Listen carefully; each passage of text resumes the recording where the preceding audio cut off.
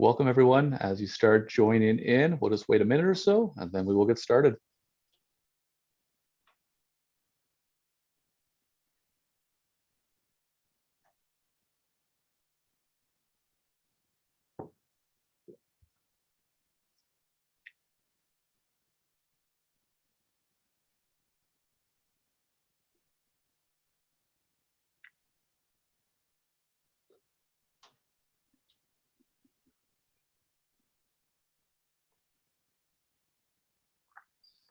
All right, well, good morning, everyone. Welcome to the 13th Annual University of Waterloo Teaching and Learning Conference.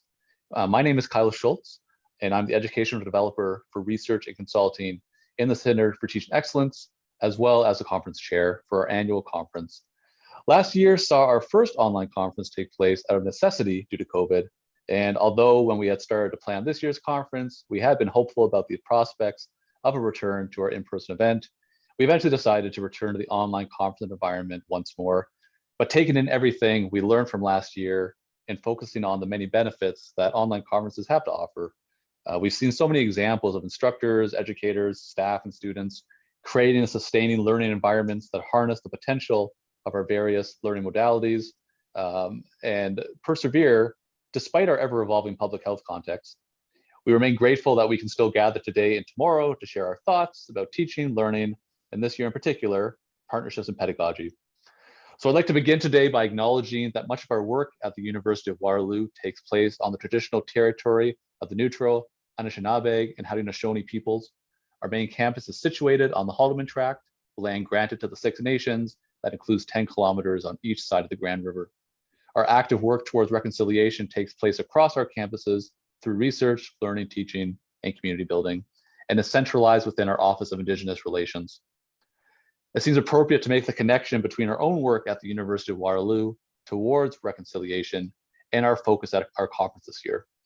When we speak of pedagogical partnerships, we acknowledge how much we can learn from one another, especially in partnerships that may not come naturally. These may be between students and instructors, staff and faculty, the broader community and the institution. In each, we find and recognize what we can learn from one another, and we ought to be doing the same in our reconciliation efforts, learning from Indigenous elders and members of our community and embracing what they have to teach us. As we explore the many types of partnerships that will be discussed in post-secondary education over the next 2 days, let us consider how we might seek out and benefit from partnerships that lead us towards reconciliation.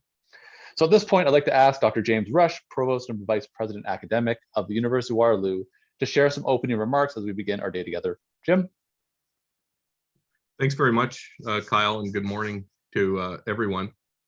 I really am honored to welcome you to the 13th Annual Teaching and Learning Conference. It's a packed and varied program, including a keynote talk, plenary igniting our practice sessions, presentations, workshops, panels, and showcases. So I'm sure it promises to be an exciting, engaging, informative, and I'm also guessing exhausting in a very good way, program packed into a couple of short days. So I wanted to take the opportunity right off the start to thank Kyle and all who have contributed to the organization of the conference for all your hard work in doing so. And I also want to take the opportunity to thank and welcome all of the attendees, of which I understand there are around 500. So thanks to everyone for contributing to the success of this event. I'd also just like to take an opportunity to acknowledge the efforts that instructors at Waterloo and across Canada and around the world have made over this extraordinary past 2 years to continually be adapting to changes in teaching modalities and technologies and other challenges, while also delivering a high quality education to their students. It hasn't been easy, but it's been necessary. And the dedication of instructors like yourselves who are committed to continuous improvement, to development of the profession, and to your students through research and practice-informed learnings has been a real bright light in a really stormy period for education. So thank you to all. Your presence here shows your keen interest in this.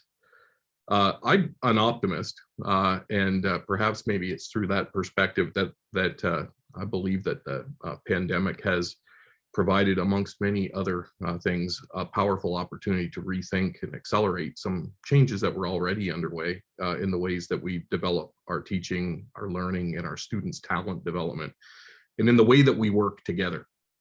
One of the things that has left a great impression on me ever since the very beginning phases of the pandemic is how the urgency of the situation and the speed with which many decisions had to be made led by necessity to bringing together non-canonical groups and committees to make recommendations and support various functions. So quickly having to bring together a variety of perspectives that come to bear on the problem at hand.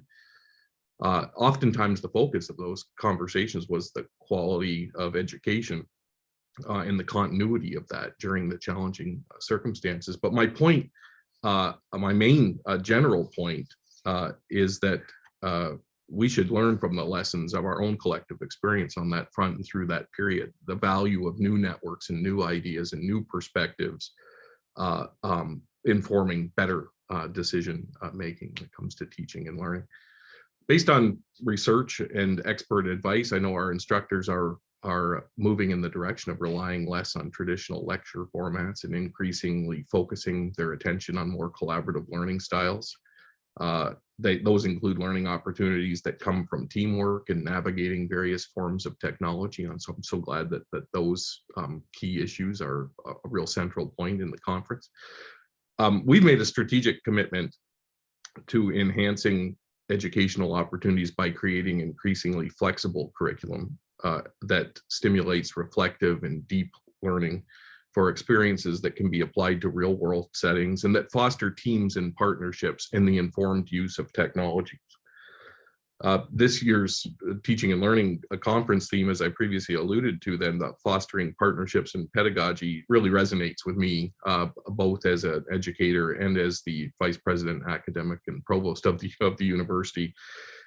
Indeed, for many of you, I think are from UW, but we do have a number of folks from outside the university, and probably it probably is useful to reinforce that the university itself was really built on partnerships. They were a fundamental part of how we work at Waterloo. We're born out of the notion that partnership between academia and industry and society was the way to create a new kind of institution. And that power of partnerships continues to be expressed in our strategic plans, including our current plan, Connecting Imagination with Impact.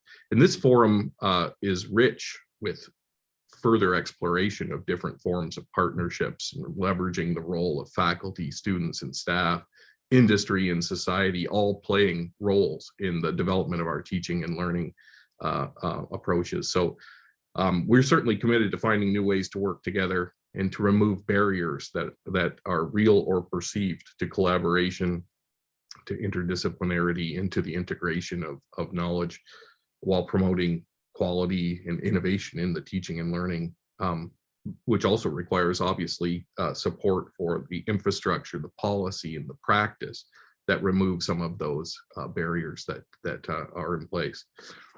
Some of the examples of how we are endeavoring to do this are by funding innovative active learning spaces, funding flipping of classrooms, of transforming teaching spaces and lecture halls to make them more adaptable and flexible for instructors and students, by providing support to instructors through the Center for Teaching Excellence, and by breaking down some of the silos and increasing opportunities for interdisciplinary conversations and research and teaching focused institutes that cross faculty boundaries and provide resources to help overcome some of those traditional and real barriers. One example that we're committed to here is our vision of a teaching incubator as an innovator. It's a prime example of how we can build on the strengths that exist across our Waterloo community to explore how to best teach and learn. Then it includes a commitment to strong student outcomes-centric approaches and opportunities for student involvement in conceiving and shaping the exploration.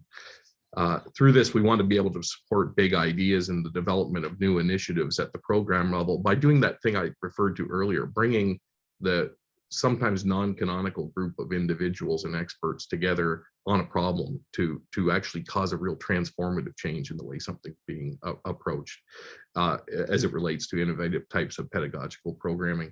The incubator will be a place to try some of those big ideas out with the potential for more disruptive changes to grow out of the experiments in programs and interdisciplinary initiatives that are happening in that incubator. We're very excited and passionate about pursuing this. And together with our digital learning strategy development and a number of other big commitments that are present there, if you flip through the strategic plan in the talent development theme, it really is an exciting time to be part of shaping this institution's teaching and learning environment.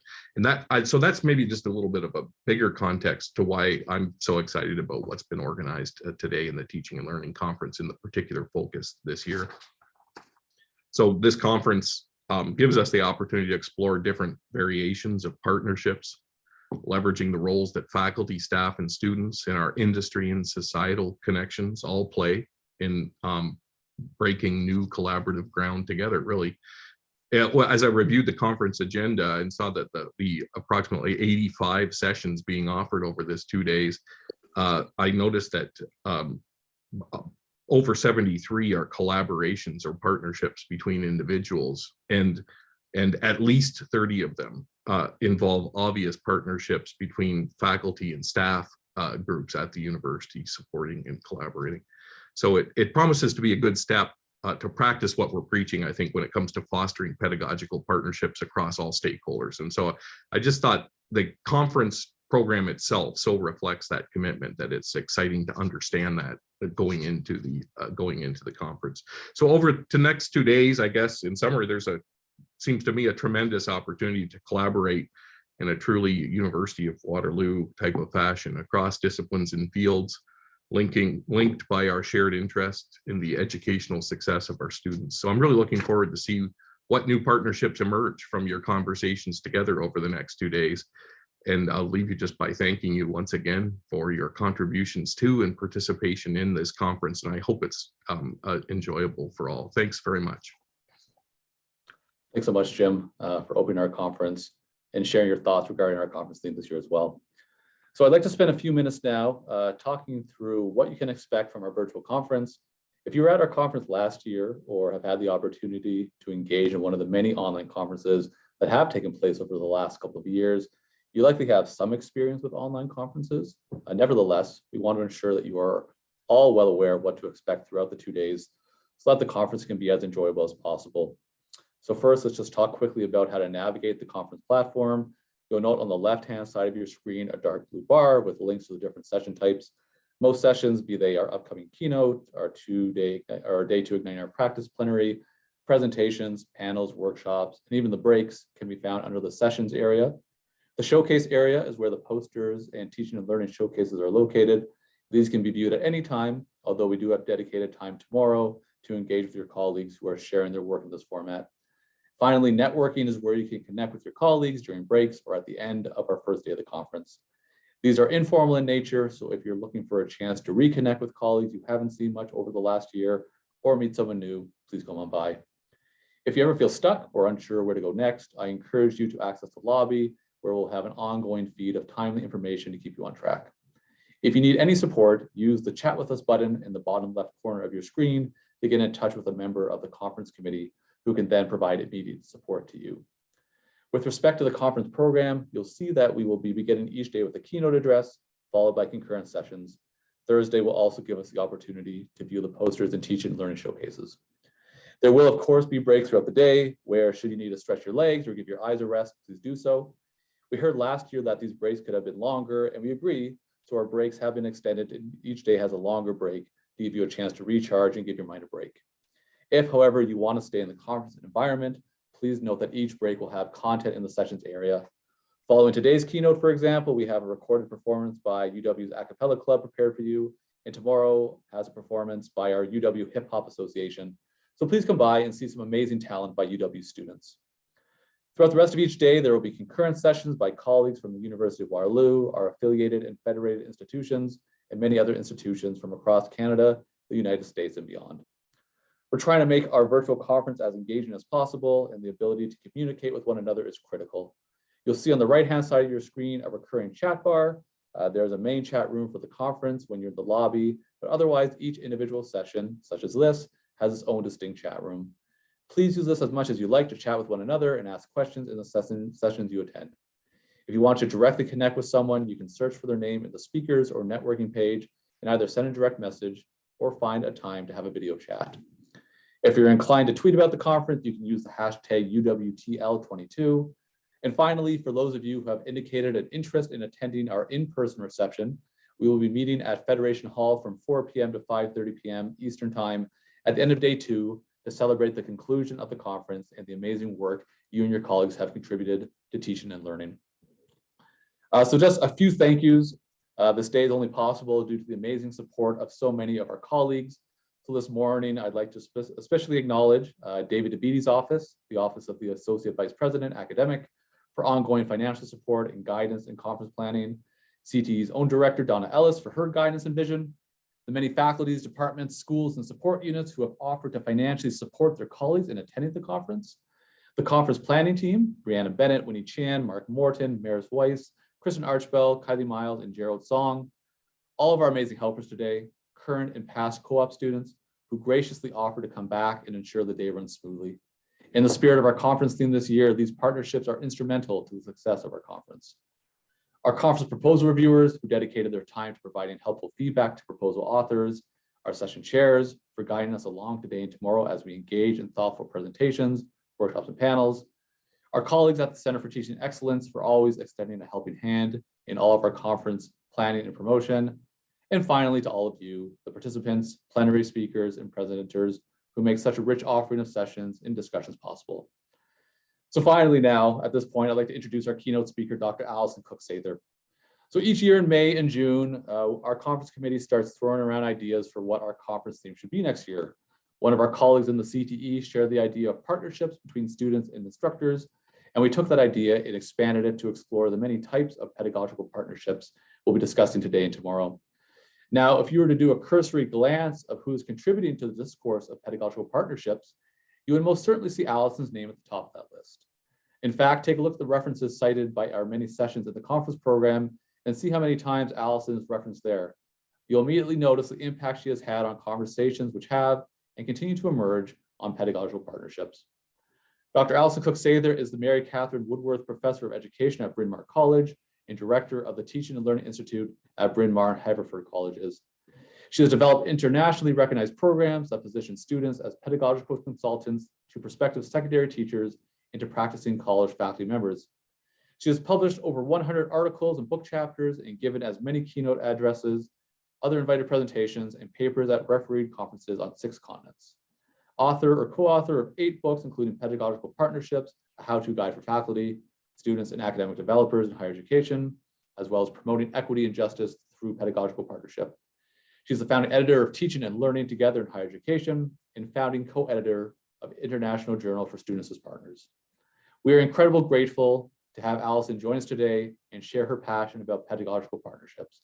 So Allison, welcome to our annual conference, and please take it away. Thanks so much, Kyle. I really appreciate this. I'm going to start sharing my screen and then make sure you can all see the slides. Can you see them now? Should be up. Yeah, you're good, Allison. Good. Okay, so thanks again for having me. And I just could feel the energy already and the excitement that people have for this conference. And I really appreciate being part of it and learning about your work in partnership and sharing some of my experiences with partnership as well. So I'm going to talk about the transformative potential of cross-constituency, cross-disciplinary pedagogical partnership. And you'll see here on this slide a painting by a student partner, Lauren Lattimore, who worked in a number of different partnerships over the years and is also a talented artist and created a number of visual representations of partnership that I'll share and talk about throughout my remarks as well, partly because of how well they capture the spirit of partnership, but also to honor her as a student partner and to have her as a sort of representative here of student partners speaking with me, through me, to you, with you about this work. So this is a painting that she did last year. And here's another painting. Lauren's up in the corner here, just to give you a sense of what I'll be doing today. I'm going to offer a definition and underlying principles of pedagogical partnership as I understand it. Of course, there are multiple definitions and principles and practices, but I want to give you sort of where I'm coming from with my understanding of partnership. I'll review some arguments in the scholarly arena for the potential of pedagogical partnership to be engaging, transformative, empowering, many things.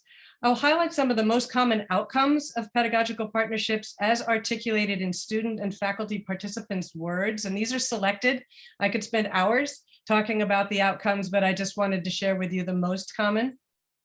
I'll then share a range of examples of partnership efforts that include faculty, students, and staff within and beyond individual institutions, which may resonate with some of what you're already doing or give you ideas about where you might want to go with partnership. And then I'll have just a little bit of time for a conversation about where pedagogical partnership is in fact already happening at University of Waterloo and maybe where it can go. So that's the plan. And I will ask you as I go to do some thinking and reflecting, but we'll definitely have time at the end to talk about, to have questions and discussion. So here's my working definition of pedagogical partnership, which I developed with two colleagues, Kathy Boville in Scotland and Peter Felton in the US.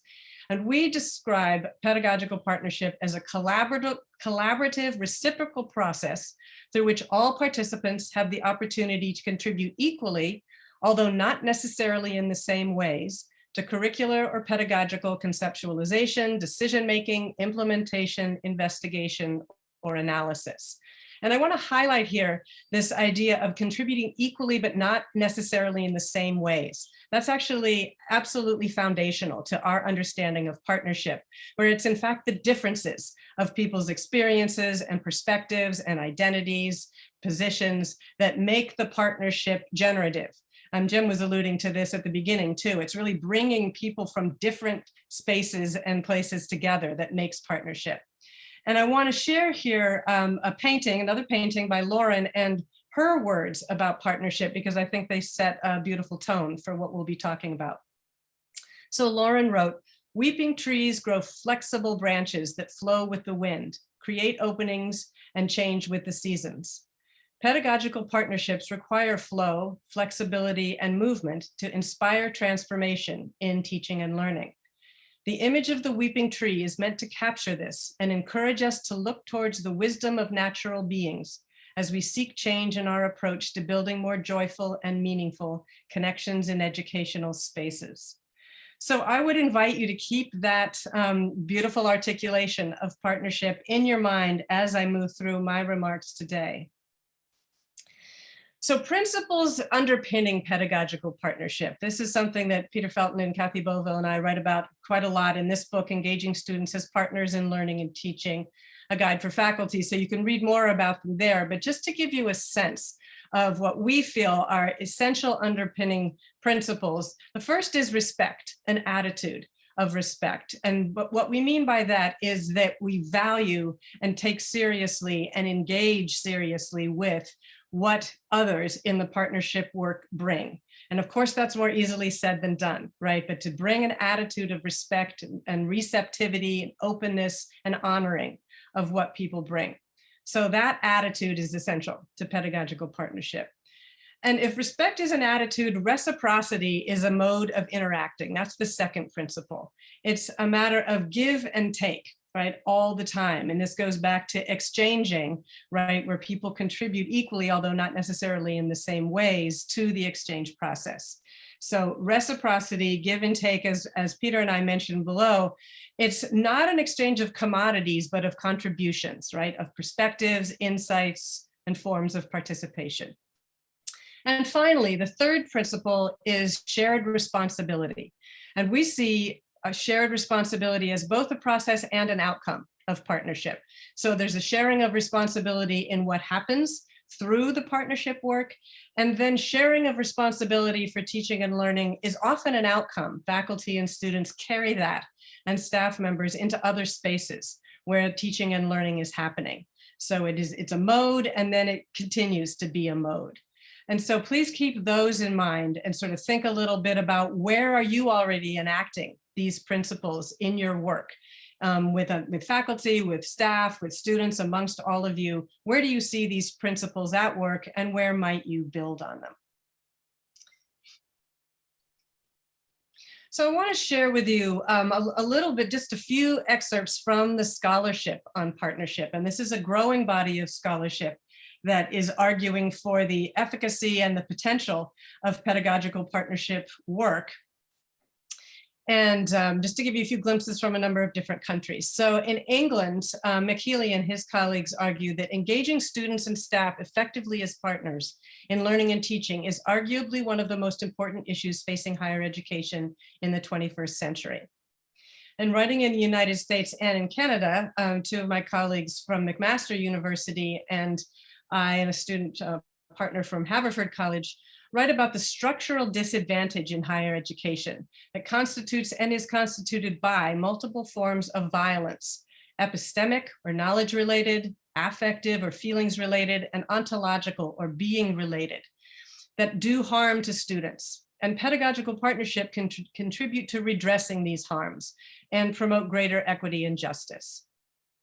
And writing in Australia, Kelly Matthews argues that working with students as partners challenges traditional assumptions about the identities of and relationships between learners and teachers, and explicitly names students to intentionally and clearly assert the role students can assume alongside others with educational expertise. And there you see the alongside again, right? This is about collaboration, contribution from multiple people.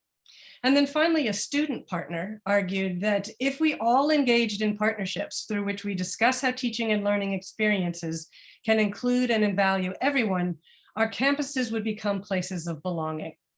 And so I would ask you to keep these in mind also as we move through today's points. So I want to share a little bit with you about where I'm coming from, the partnership work that I've been doing since 2007 at Bryn Mawr and Haverford colleges. We have a program called Students as Learners and Teachers, or SALT. That was a name that the student partners themselves generated for the program. And this was launched in 2007 in response to administrative desire to support faculty and faculty desire to support more culturally responsive classrooms. And what I did at that time was to gather students who identify as belonging to underrepresented and equity-seeking groups and talk with them about what kind of faculty development, educational development program we might have. And the basic approach that we generated together was a semester-long, pedagogy-focused, one-on-one partnership between individual faculty members and paid undergraduate student partners who are not currently enrolled in the focal course. And basically what these student partners do is conduct weekly classroom observations and take detailed notes based on what the faculty partners want to pay attention to. They meet weekly with their faculty partners. So the pairs of students and faculty meet every week to talk about the observation notes and whatever else is going on. And all of the student partners meet with me as in my role as director of this program. And that's a very important space for them to develop the confidence and the capacity and the language, and also to be recognized, for the emotional as well as intellectual labor that this kind of work takes. So those are basically the context and the practices that I'm coming from when I'm talking about partnership. And I'll give you some examples later on of the kind of partnership work that we do. So what are the common outcomes? And I'm going to focus for now on outcomes for faculty and students. And again, these are selective, but I want to just give you glimpses. These are some of the most common outcomes for faculty. Gaining a perspective that they cannot achieve on their own. Building confidence in pedagogical approaches, either that they're already using or that they develop through the partnership. Recognizing equitable pedagogical practices and making those intentional. There's sort of two parts to that that are very important. And then sharing power and responsibility in teaching and learning with students. So those are the common outcomes for faculty. And I'm going to let some of the faculty themselves speak these to you. So I'm going to channel some of their voices so you get a sense of the ways that they experience these outcomes. So in terms of gaining a perspective that they cannot achieve alone, one faculty member said, for the first time, I was able to get the sense of how others experienced the class. Her, my student partner's perspective gave her access to specific insights, which I remained blind to. She alerted me to students' confusion, affirmed and or challenged my choices of activities, and helped me identify the pedagogical practices that worked, even for the most withdrawn students. Another faculty member said, there were a number of times when the student consultant was bringing positive observations that I wouldn't necessarily have known, that so-and-so was feeling particularly interested and engaged by a topic or a teaching approach that I wouldn't have necessarily thought about.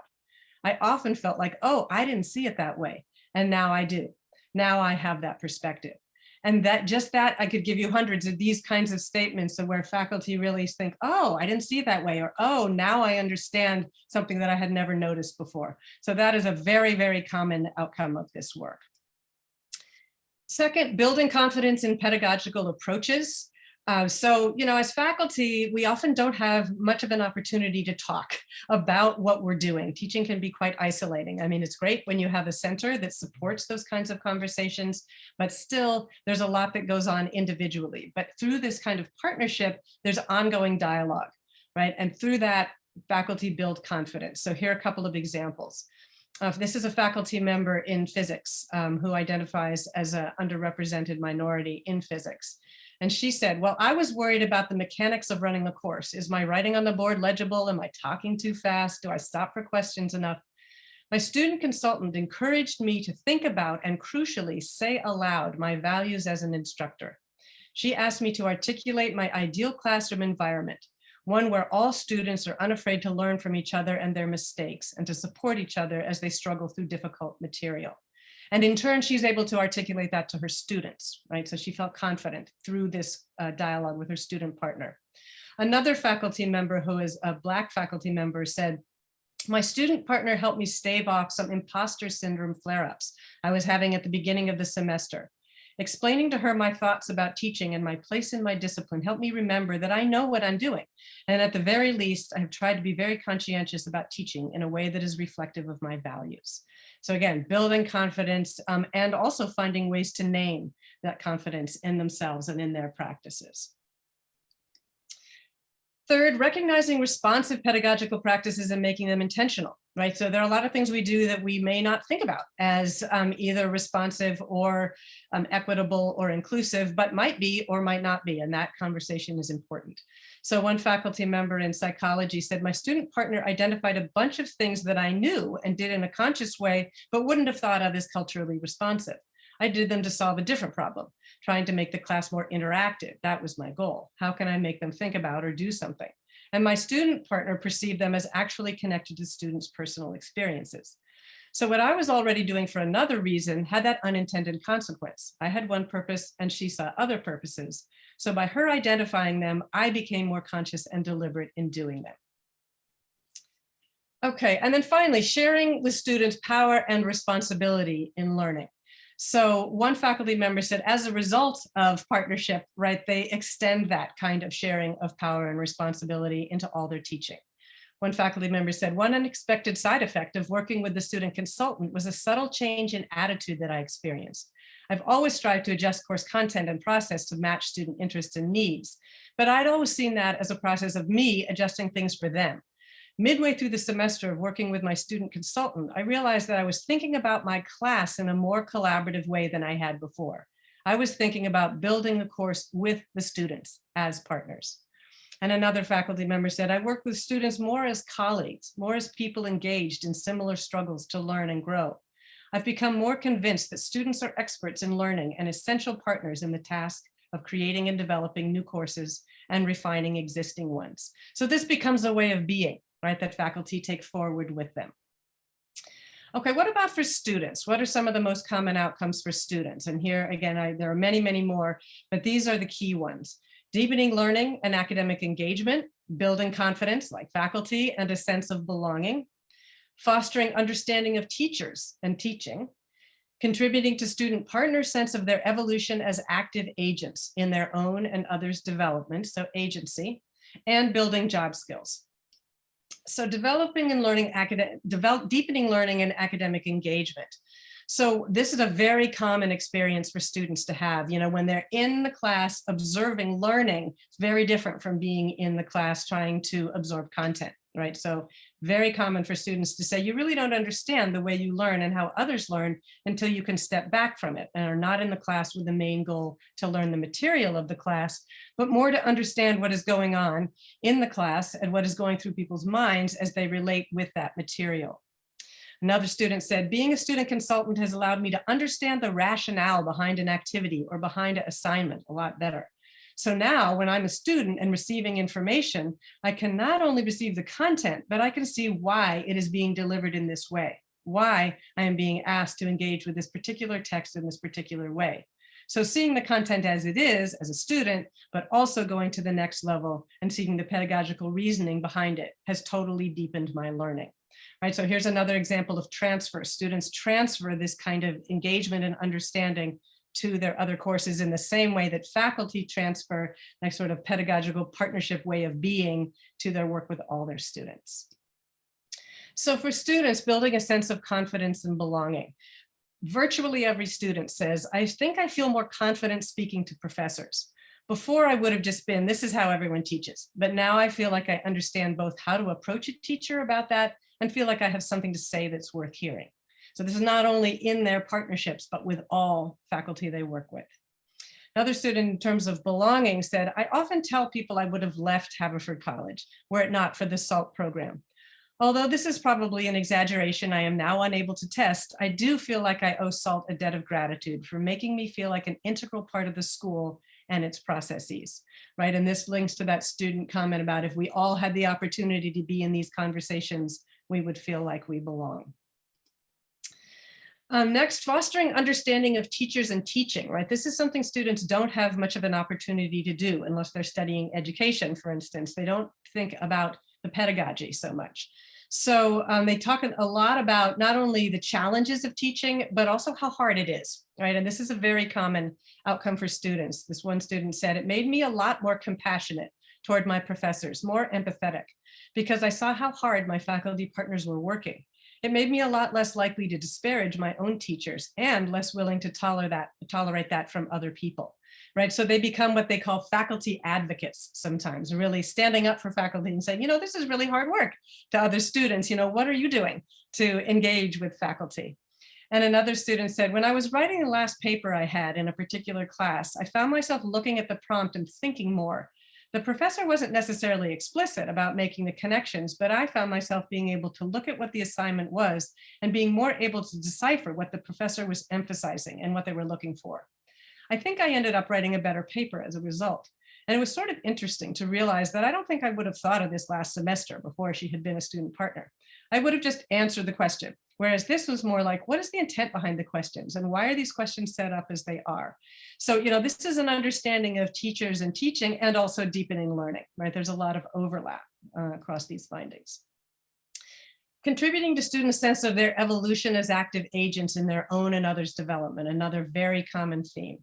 It made me feel a sense of ownership of my experience, both inside the classroom and outside the classroom. I started to think of myself more as an advocate within classroom spaces for my peers. I began to feel I had a lot more agency and could be an agent of change within my classroom spaces. And finally, it's really tough for women of color, for LGBTQ folks, consultant, fellow. These are words not typically afforded access to people like me. So having the experience, being able to say, I do know these things, I can prove them, improved my confidence, my job-seeking confidence. And the reason for that is programs like SALT. I would not be in that same position if it wasn't for that same training and understanding.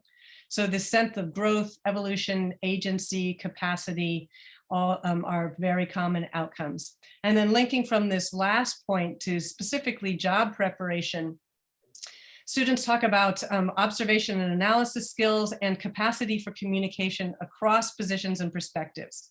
One student said, I really think that is an important skill to separate events from how you feel about them. I found important insights through my observations of the class I worked with and the note-taking, analyzing process, which is, I think, instrumental in any educational setting and really any setting, right? To separate what you notice from your analysis of it. And then to communicate across positions and perspectives, this is a student partner who ended up being a classroom teacher, secondary level, said, my principal and I have a great relationship. I think it's because of the work I did through the SALT program. I learned how to communicate my thoughts regarding pedagogy in accessible but profound ways. And I learned how to navigate a relationship with someone who wasn't my peer. Okay, so that's sort of a whirlwind tour of the kinds of outcomes of this partnership work. And I want to give you a few minutes just to think about these outcomes and just sort of write to yourself. And then we'll carry these into a little bit of discussion. I think we have, just a few minutes to talk before I move on to sharing some examples. But which of these outcomes are really especially important to you in your work at the University of Waterloo? And how does or could pedagogical partnerships support your pursuit of them? Okay, so think about that for a minute. I'll be quiet. And then if people have a couple things to share in the chat or just unmute and say, feel free.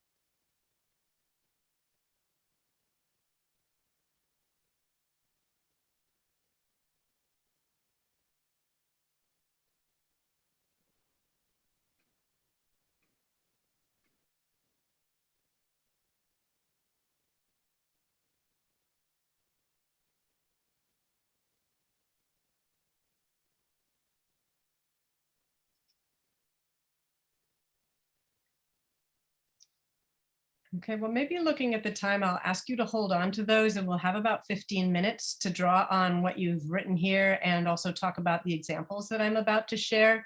But I think I'll move through the examples so you have some concrete reference that you can maybe compare to what you're doing or think about what you would like to do. So I'm going to go through just a number of different kinds of partnership that I've supported either at my institution or elsewhere. The first is faculty-faculty cross-disciplinary pedagogical partnership for faculty new to the institution. So at our institutions at Bryn Mawr and Haverford Colleges, all incoming faculty are invited to participate in a cross-disciplinary pedagogy seminar during their first year to develop faculty voice and agency.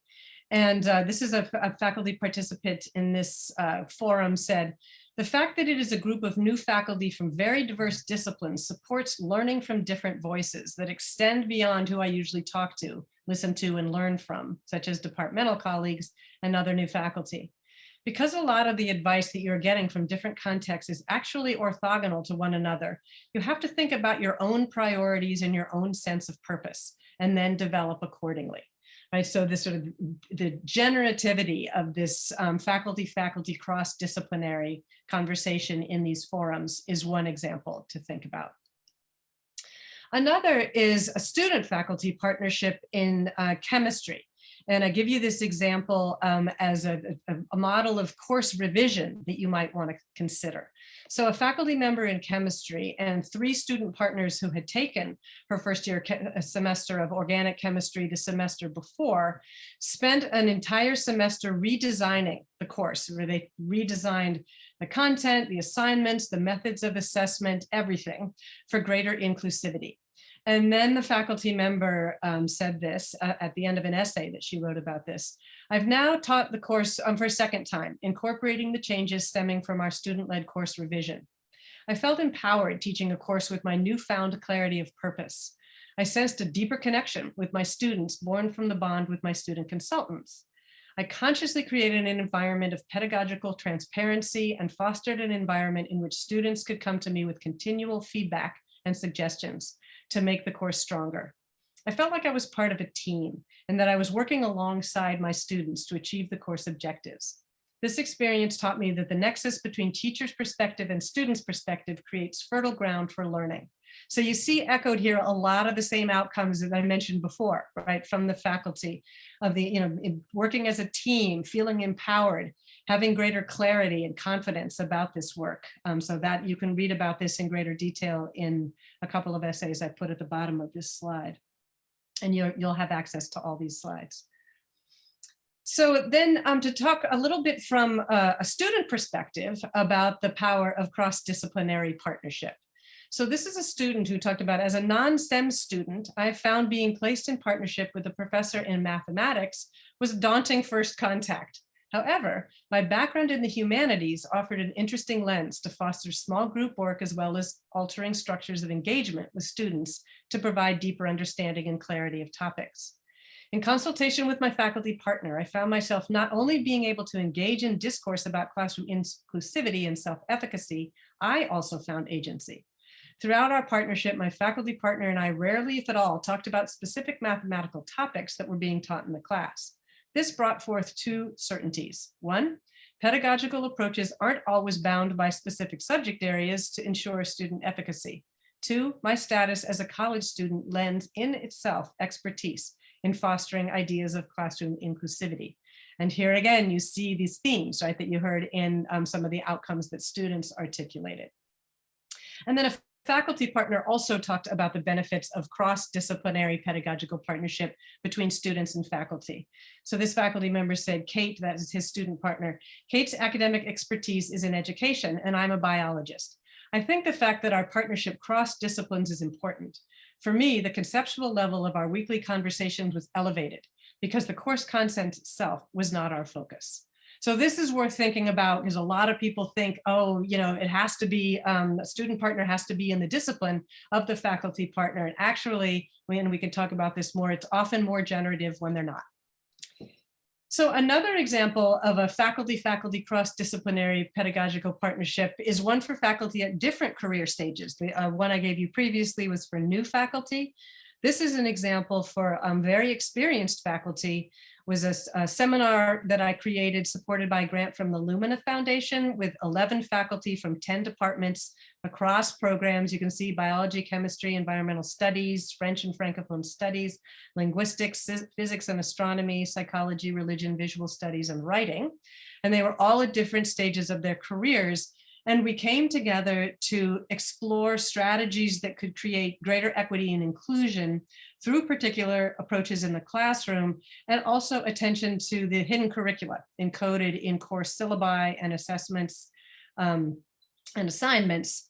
And so this was really a time for people to come together and to talk across their disciplinary perspectives with this common goal, right, of really developing more accessible and equitable practices. And one faculty participant said, this seminar really changed me and turned me into a new type of professor. I really experienced a lot of growth here, and I've completely updated my approach to teaching and learning as a result of this experience. This was without a doubt one of the most powerful experiences in my teaching career, and the lessons I learned are going to extend throughout my career. So these opportunities, and I've heard this over and over from this kind of cross-disciplinary conversation among faculty, has this kind of transformative potential for individuals, but also for all the students, who are beneficiaries of this kind of revision. So here's a particular example of a student-faculty pedagogical partnership, again, cross-disciplinary in the natural sciences focused on equity and inclusion. So a professor of astrophysics at Haverford College and an undergraduate student pursuing an independent major in education worked in a one-on-one semester-long partnership to create a more inclusive learning environment. And what this faculty member said was, this partnership taught me how to approach lectures with particular care toward increasing clarity and energy, which has the effect of deepening the in-class relationships between me and the students. At the same time, I've been encouraged by the efficacy of these methods in broadening participation and retention of underrepresented minorities in the field. The viewpoints provided by my student partner in the room, which generated both general feeling energy as well as quantitative evidence of the impact of different pedagogical techniques, were critical to shaping my view of the student-professor relationship in the classroom. Right. So this, if you want to be focusing on classroom environment, this is another possible way that partnership can really help you get multiple angles, perspectives on what's happening in the classroom and how to make those more inclusive. And you can read more about this in the chapter linked at the bottom of the slide. So what about research? What about the area of research? And Kyle mentioned this book that just came out, and I just want to sort of give you a sense of how most of my research is in partnership with students, actually, because I believe in what I learned from them, and also I believe in sort of walking the talk of this work.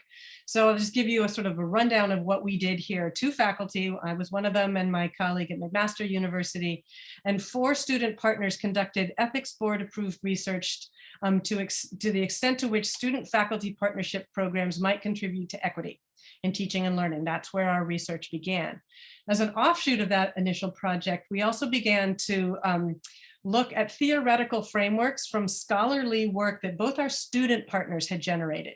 Okay, so this was driven by student partner scholarship, this book. Both our student partners were interested in epistemic justice and violence.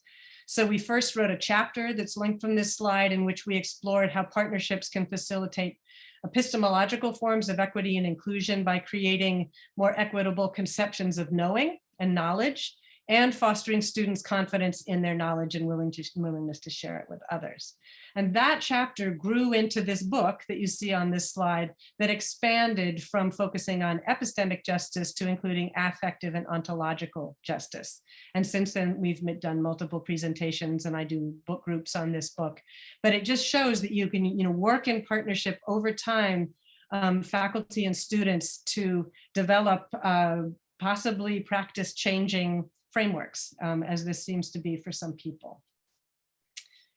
I also want to talk about partnership with students and staff. And in our context, this was staff members in the service and craft sectors of the college primarily, who were looking to learn how to use computers and other forms of technology, and students who were looking to learn languages and cooking and knitting and woodworking and home maintenance and crafts and much more, in which areas in which the staff members had expertise.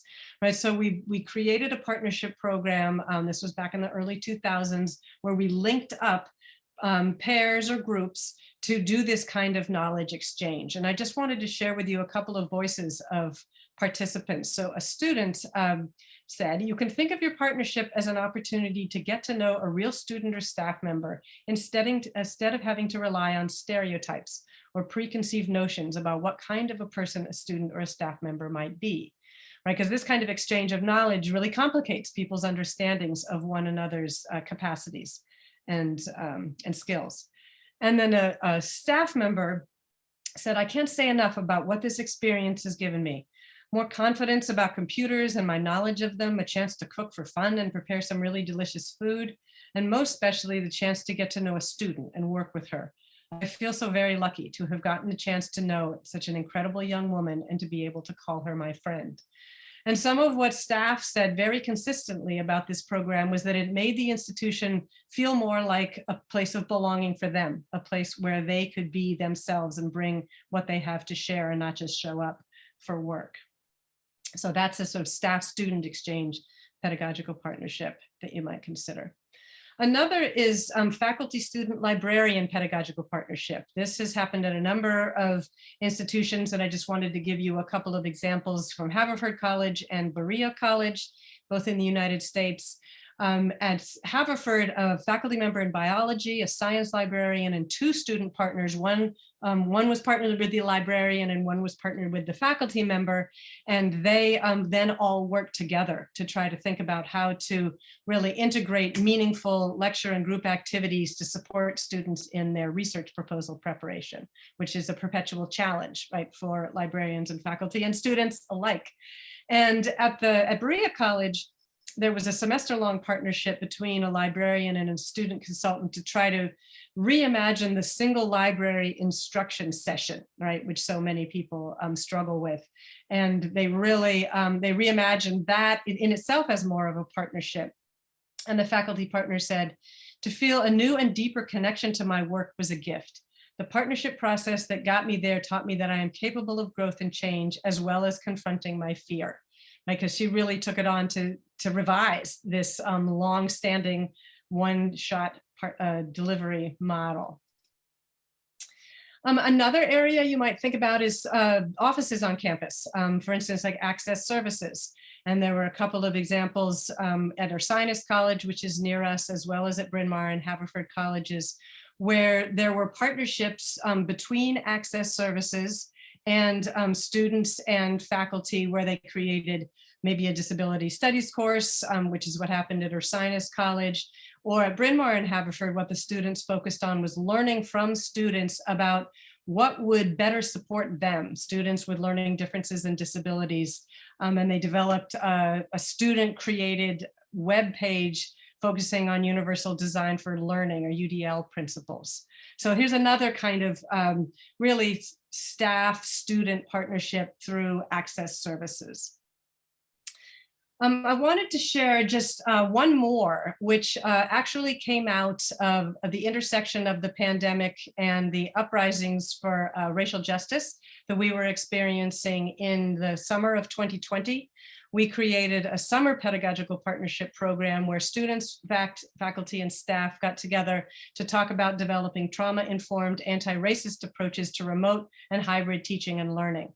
And these were, again, cross-disciplinary and then also cross-institutional partnerships. You can see the names of the institutions here, where people would share resources, struggles, ideas, and just create a community, through which they could have these kinds of difficult conversations about equitable practices. And these have been carried forward into a number of other forums that I can talk more about if people are interested. But I just wanted to note one example of an intersection of students, faculty, and staff coming together, as Jim had mentioned, out of necessity because of the pandemic, but also to really take on ongoing inequities that students in particular, but also faculty and staff experience. So just sort of thinking over that whirlwind of examples, I want to move now into more open conversation, questions, comments, dialogue about what insights, inspirations, questions, or concerns you have about possibilities for better pedagogical partnership at University of Waterloo. And I may leave this up for 1 minute while you're gathering your thoughts, and then pop out of screen sharing mode so that I can see you when you talk.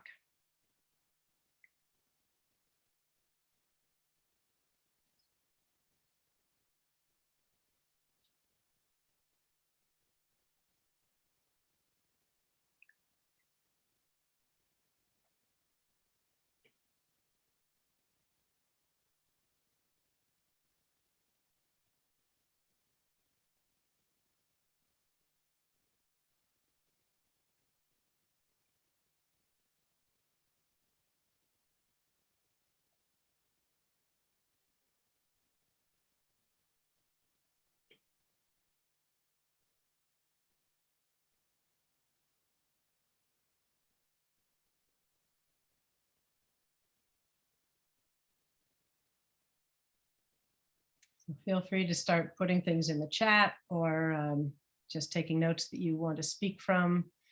And notice we've come full circle to the in-circle image that Lauren Lattimore created.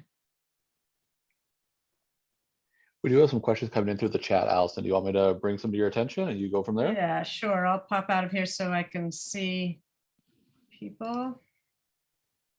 And of course, if people do have questions too, feel free to raise your hand in Zoom. You can always unmute yourself that way too. But I'll start with one question for you, Allison, and we'll go from there. So Lori asked, what is there, I guess, what is or is there a best resource to know exactly how to do this with students? Is it something you would recommend primarily? Oh, I should have waited. Here, I have a slide that's actually for that. Let me share it again, share my screen again, and I'll just say a little bit about it as I'm going to share. Can you see this screen? With Yeah. a bunch of books on it? Yeah, okay, so here are a bunch of resources, exactly maybe for what you're asking for. These are some of these texts like Building Courage, Confidence, and Capacity, and The Power of Partnership. These are collections of stories of how people have done this partnership work, co-authored by faculty, staff, and students, so you could get some models through those. Pedagogical Partnerships, a how-to guide, and Engaging Students as Partners in Learning and Teaching, a guide for faculty. Those provide resources and in some cases step-by-step guidelines for how to do this work. On the bottom right of my screen, I don't know if that's the same for you, the resources for faculty, staff, and students is part of our website at Bryn Mawr College through the Teaching and Learning Institute that you can click on and get program guides and recommendations and sample activities. So there are a lot of step-by-step. I would just highlight that the Pedagogical Partnerships book, the one in the middle there, it's an open access book, so you can go to the website, Elon University website, and download that for free. And it comes with all kinds of, I'm going to stop sharing again, all kinds of resources that you can draw on step by step. Thanks, Allison. Another question for you then. Do you have any examples of where this has been used in labs or experiential, more hands-on types of courses? That's Absolutely. From Jen. Yeah. Absolutely. Yeah. I mean, many of the examples I gave you there actually included labs. They're faculty in biology, chemistry, physics, and they took those, the insights that they gained through the dialogue with their student partners into lab. The students observe in the labs. Sometimes they work with them to develop activities and approaches in labs. So several of the examples, if you take a look on the slides and click into the articles themselves, will tell you some of the details about how they did that. Yeah. Lovely. Another question from Diana. How best to match students with faculty for productive and generative conversation? Honestly, in our program, it's almost entirely by availability. I mean, everybody's so booked that it really is who is available to work with whom, when. Sometimes faculty will request particular expertise, from students, but mostly not. And I would say the key is not so much the matching process as the support process. And that's why I emphasized early on my meetings with the student partners every week. That's where they really learn how to do this partnership work. And it's very individual. Right? It depends on the faculty member, it depends on the student, it depends on the course, it depends on the pedagogical goals. And so I would say what's most important is to think about what kind of structure, can you create where students will have the opportunity to be in dialogue, with somebody and with one another about how to work in partnership with faculty, because there are complexities of power and with staff, and perspective and position and all of those that you need to support everyone throughout, so that's what I would emphasize in terms of matching people up. Think about how to support people as the partnership unfolds. Excellent. Another question from Mark, who's saying that Bryn Mawr has a much smaller student population than Waterloo. Do you think student partnerships are still feasible at larger institutions? Oh, absolutely. I mean, McMaster is larger than Bryn Mawr and Haverford. University of Queensland in Australia. I mean, there's some huge institutions that have developed partnership approaches. So absolutely. I think that, the key to think about, again, is no matter how the size of your institution, I would still recommend starting small and seeing, trying out the kinds of partnership approaches that work for you, and then expanding from there. So it's not so much, necessarily bigger institution, everybody has to do partnership. I don't actually think any institution, it makes sense for everybody to do partnership. It isn't a mode, that works for everyone. But I would say create, sort of learning communities or support communities in which you want to try this out, and then think about scalability sort of across the institution. Great. Kind of a two-parter from Aldo, and these are related, so I'll ask both. The first is, based upon some of the quotes you shared, student partners seem to be very strong in terms of their self-awareness, metacognitive skills, very articulate student partners. So, the first part of the question is, can you say more about how these student partners are selected and the partnerships formed? But then on top of that, how do you ensure that the input is representative of diversity of student needs as well? Yeah, absolutely. I will say that the students didn't start out that articulate. That comes from the partnership work, honestly. They start out uncertain, all of them, what exactly, whether they're qualified for this role. They all start out feeling like, who am I? What do I know? And they develop through the partnership work the ability to name things in these ways. So that is part of the confidence and the capacity that they develop. I would say that all of the students who piloted our program at Bryn Mawr and Haverford were identified as coming from underrepresented and underserved students. They felt, and I specifically started with that population to try to, from the get-go, create a space in which students who didn't feel like they belong, who didn't feel like they matter, who didn't feel like the institution was built for them, because it wasn't built for them, would be able to develop a sense of mattering, a sense of being able to be in these conversations. So I would say that and at our institution and at a number of other institutions, when people found these partnership programs, sometimes they're quite explicit about wanting them to be founded on equity principles, on inclusion principles, where students who don't feel like they have a voice in other spaces on campus or aren't among those who are leading the institution will have influence. So that's also part of what goes into the weekly meetings and supporting the student labor on this, which for many students of color in particular is a lot of emotional labor, right, that goes into, which is partly why we wrote the book about promoting equity and justice, to address that kind of emotional labor that students are engaged in all the time, particularly students of color and other underrepresented students, and should be compensated for and supported in, and also affirmed when they choose not to do that work. And that's one of the conversations we have almost every week, is when students say, I have this conversation all the time, I don't think I can have it again with my faculty partner. And we say, then don't have it. Let's not, this cannot be at the cost of individual students' well-being. I hope I'm answering that question. I think so, Allison. Yeah, Okay. I think you covered it. Yeah. I think there was a question about selection. There's no selection criteria in our student partners. Anybody can apply, and anybody who wants to commit, there's no grade point average, there's nothing like that. Anybody who wants to commit to be in these kinds of conversations is welcome to be a student partner. Great, thank you. A question from Elise, who's asking if you have any biggest lessons learned from your experience doing this work. Biggest lessons learned. Wow. Okay. I think among the biggest lessons learned are that it's a constant negotiation. It has to be constantly revisiting the partnership premises and principles. You have to be flexible and open and responsive. There's no prescription for this work. There's no one size fits all for this work. So the biggest lesson is it's an ongoing process of listening, revising, discerning, reimagining, changing.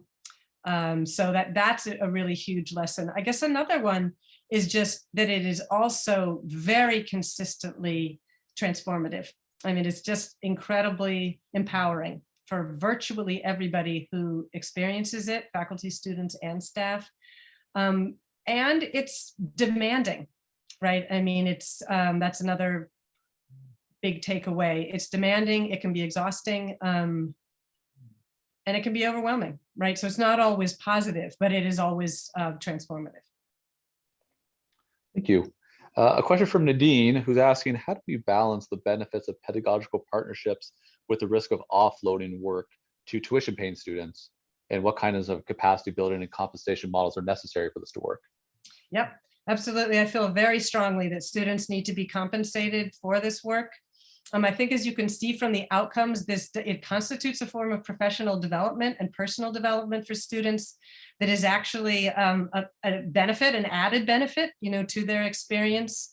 I have had very few students feel like this is any kind of exploitation of them or imposition. They feel typically the opposite of that this is an opportunity and a very exciting form of professional development. And I feel like they need to either be paid, by the hour, as our students are, or get course credit, which is something that some institutions do. They create courses for academic credit that include the partnership work as a kind of field component, and then exploration of academic resources, literature on partnership, literature on learning as the sort of academic dimension that is then woven.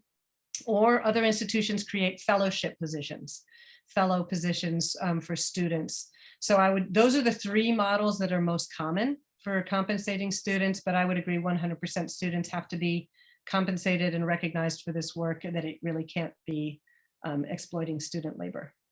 Maybe just a quick follow-up to that as well, Allison. Someone just asked Marcel, was the funding that students receive from the institution itself or from grant money? How does that actually work? Originally, yeah. In our institution, originally it was grant money. And starting at around 2010, it became part of the operating budget of the institution. So we have an operating budget for this program that pays student consultants, and it's part of my salaried work, part of my appointment. Super, thank you. A question from Melanie Ann, who's kind of an observation and a question, but so something that she's noticed and observed working with faculty is that they no longer feel like it is a collaboration like they did at the beginning of the pandemic. They feel like they are giving more than ever. Their students are giving less than ever. So how might we help faculty who are feeling this way? Do you have any ideas? Yeah. Oh my gosh. Our faculty are so exhausted in this way too, as our students. I mean, I think everybody is way exhausted. I think that's a reality of the perpetual pandemic conditions, right, that we've been experiencing. And what we've done is to make that a focus of the partnership work, acknowledging that, naming that, really recognizing the different ways in which people are exhausted and worn out and still afraid and struggling, and turning the partnership work to that. This is why I shared that last example with you with the trauma-informed anti-racist pedagogical approaches, because we really felt strongly, this is trauma. This is a time of trauma for people. And so let's make that a focus of the partnership work. Oh, that's great. So we're almost out of time. I'm going to ask you one more, Allison. There's a lot of questions here, so I might share this with you afterwards for your thoughts as well, if you don't mind. Sure. But just, one more question before we wrap things up then. This is from David. He's wondering as well, how is a course syllabus structured to allow for some of the flexibility with deadlines or grading that seem to be part of a partnership approach? Do you have any tips to allow for that? Well, I would just say more generally, almost everybody has to work with some sort of within constraints, right? Either disciplinary or departmental expectations about syllabi and learning outcomes and all of that. So, I mean, I think the way to think about it is, what are the givens that you don't have much flexibility with? And then where are the spaces for partnership to support, a different way of conceptualizing what's happening in a course? Right. So just to sort of separate those out and not worry about the things you can't change so much, and work, at least to begin with the spaces that do allow for collaboration and partnership and reimagining, what can happen in courses and in classrooms. That's wonderful. Thank you, Allison. Thanks everyone for your questions in the chat. Like I said, I'll share these with Allison because there are quite a few more. So appreciate your engagement with this. But thank you, Allison. Thank you so much for sharing your thoughts, your wisdom, your insight on these pedagogical partnerships. I think you've given us a lot to think about in terms of both some ideational aspects of this work, but also maybe some more practical, structural, logistical aspects as well that we might consider in our own work going forwards as we think about the partnerships that we employ at our institution and those beyond as well. So it's been great hearing your thoughts about this, Allison. Well, I'm very happy to have shared them. And I guess, is it possible for me to just put in the chat the link? No, it doesn't look like it is. I think you'll need to share the link to the slides with participants, and you're welcome to do that so people can I follow up will, and Allison. Yeah, um, exactly. I'll share the with slides anything everyone on there. afterwards. Yeah. Yeah. And I that'd be wish you great. all the best, in your conference and in the ways you're already engaged in partnership work, and in the ways you might move forward with partnership. Thanks so much, Allison. So a couple quick notes before we move on to the next session then. So if you are having any technical issues with anything in the conference, we'd recommend first and foremost, try using Google Chrome. We think that works best for you. If things are not working, click on that chat with us button. That will connect you directly to us as the conference committee. We'll help you out. We'll make sure things work well for you. There is break entertainment starting right now. So when we're done talking, go to the sessions, click on break. There is a performance by the UW a cappella group. They're amazing students actually demonstrating their talents. So check it out for sure. And again, the next session, concurrent session 100, begins at 12:30. So take a 15-minute break and we'll see you again shortly. All right. Thank you, everyone. Thank you again, Allison. Enjoy the rest of the conference, everyone.